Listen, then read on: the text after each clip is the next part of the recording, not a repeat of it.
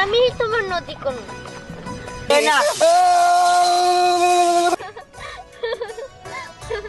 বন্ধু কেমন লাগছে তোমার?